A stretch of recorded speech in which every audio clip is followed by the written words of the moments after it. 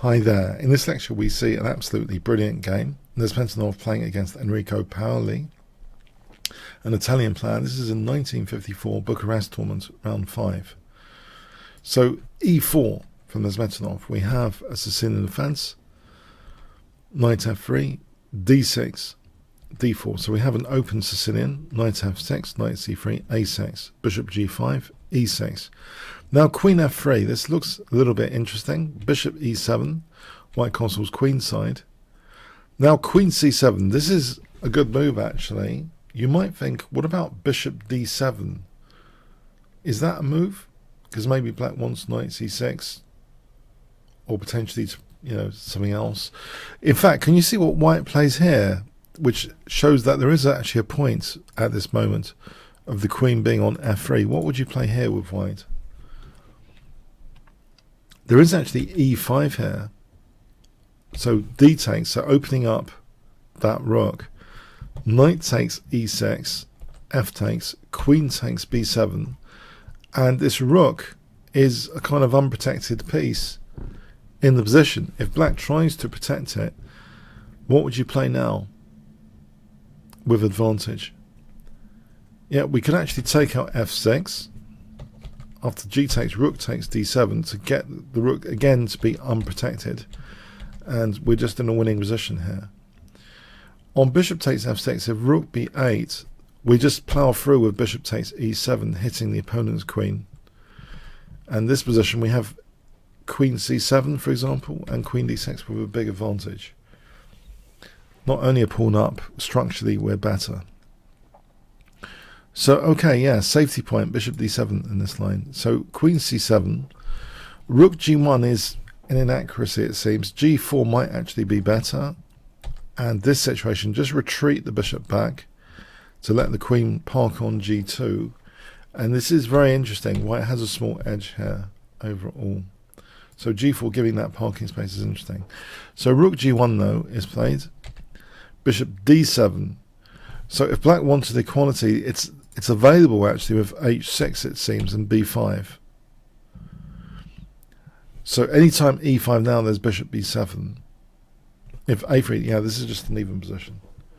So okay, bishop d7 though, inaccuracy. We have g4, knight c6. So white is slightly better now. Bishop e3, h6, h4. Rook c8 makes things worse for black. Black's trying to play active operations on the c-file and the king's in the centre. If h5, g5, knight e5, white can retain a small edge here. After f4, knight c4, we can take on c4. Queen takes f5, rook c8, king b1. We do have a small edge, but that is the way to go, it seems, to play h5. But rook c8 makes things worse for black. We have g5.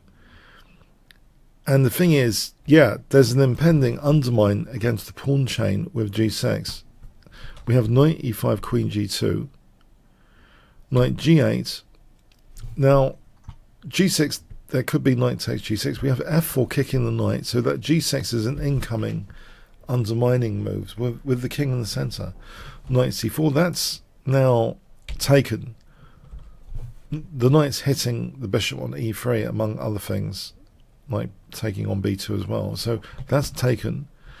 And instead of g6, though, we first have f5. So g6 is still an incoming idea. b5 is played. If e5, that's quite a structural commitment and weakening of the d5 square. Note, e5 does actually protect f7. But knight b3, and let's say f6. This is crushing in its own right after knight a5, queen c7. Guess what white could play here, which is interesting.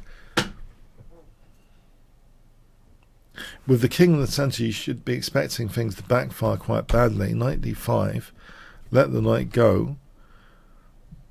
And we've got a bishop b6 incoming after g takes first. Queen g6 check. Bishop b6, winning the queen with advantage.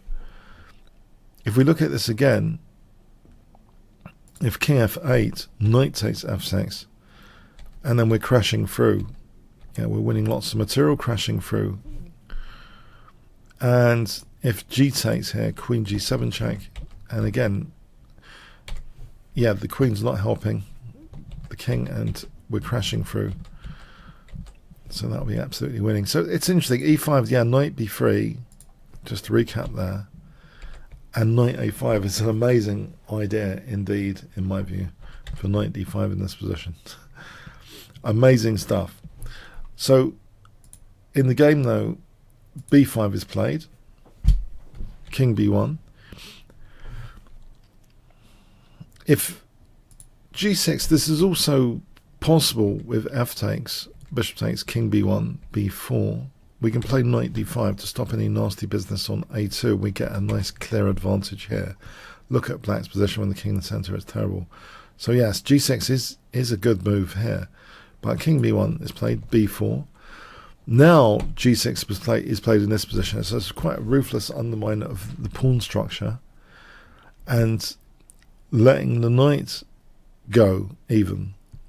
E5 is played, which protects the F7 pawn with the Queen, as well as hitting this other knight. So both knights hit. If B takes C3, let's see. G takes F7 check. King D8. In this position, B3 is nice and cozy for the white king now.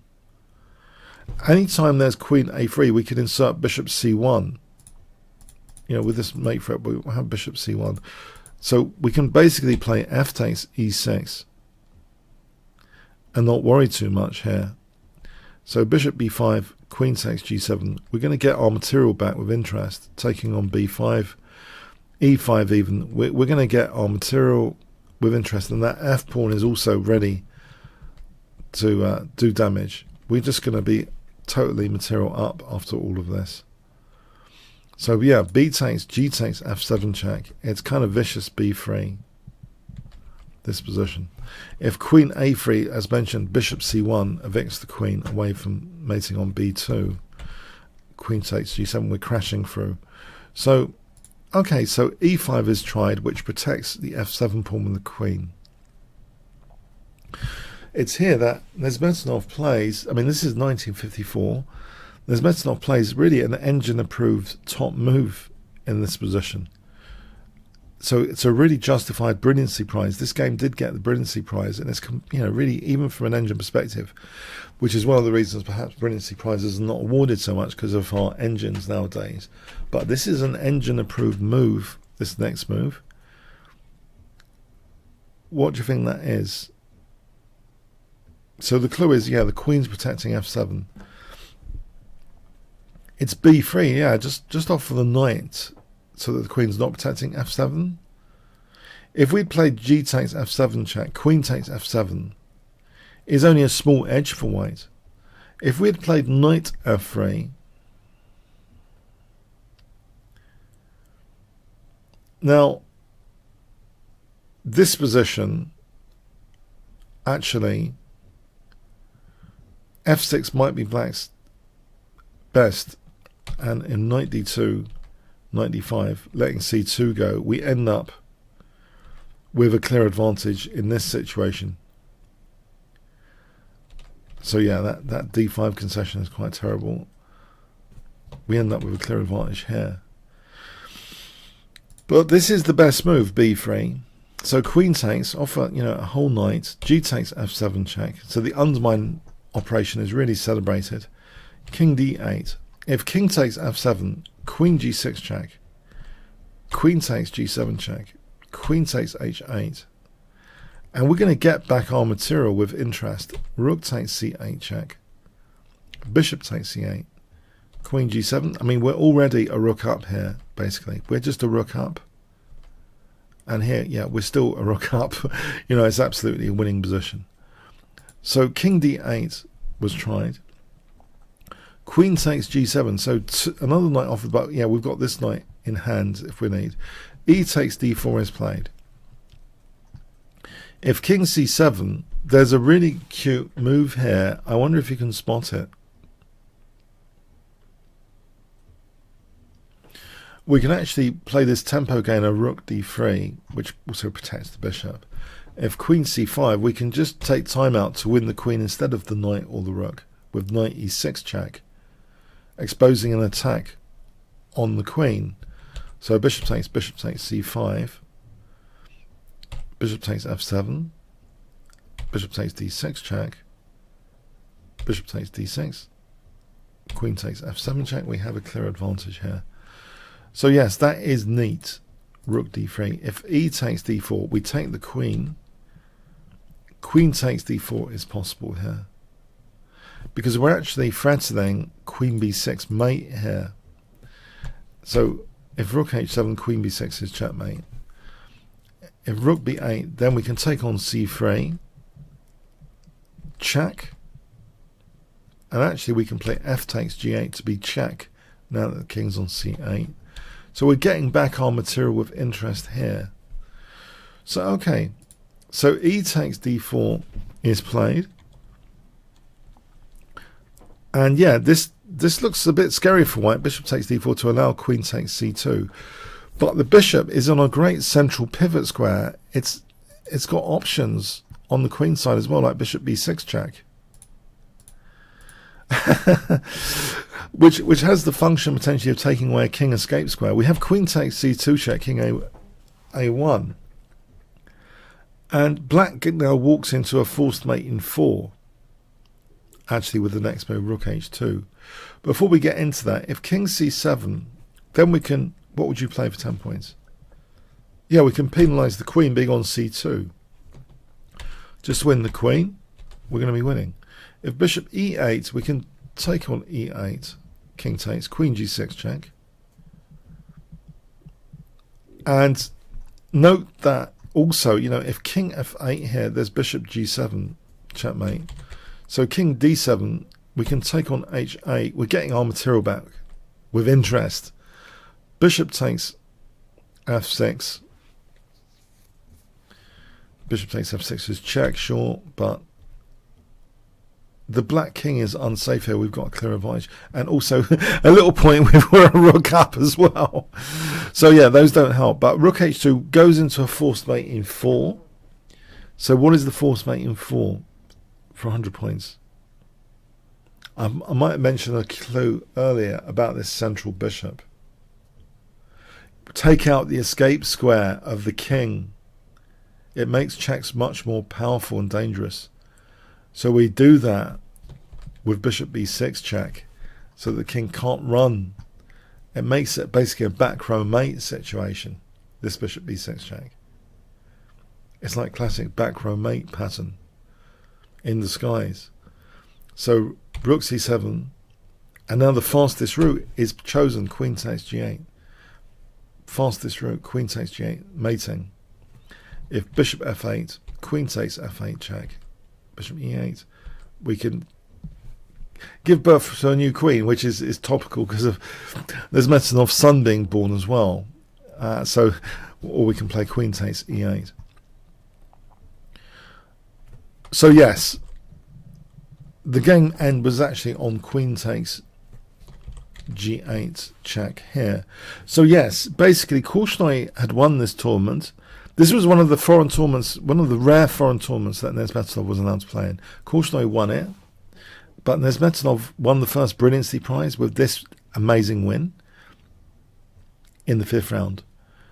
And just before the 5th round, Nezhmetdinov had been informed that his son, Iskander, had just been born. And so he later was quoted as saying, at the end of the round, I sent a telegram to my wife. I congratulate you on the birth of our son, and I dedicate my game with Paoli to him. What a fantastic story as well associated with this fantastic game. Yeah, this is, you know, an absolute key brilliancy of Nezhmetdinov, and it's really, you know, I would say it's a privilege for me to, you know, take time to check out the lesser known Nezhmetdinov games. And to understand, you know, what causes brilliancy, it can be treated as an instructive thing, not just, oh, wow, brilliancy, wow, wow, wow. We want to kind of be a scientific dissection of brilliancies, what causes them, what types of mistakes cause brilliancy, what is the downside of a brilliant style of play. All of these questions around brilliancy are intriguing for our improvement, in my view. And yeah, there are multiple themes in this game. King in the centre, back row mate pattern at the end. Before that, undermining f7, getting the queen away from f7 with that brilliant piece sacrifice. A truly brilliant game. I hope you really enjoyed this game as much as me. Thanks very much. All comments, questions, likes and subscribes really appreciated. Thanks so much.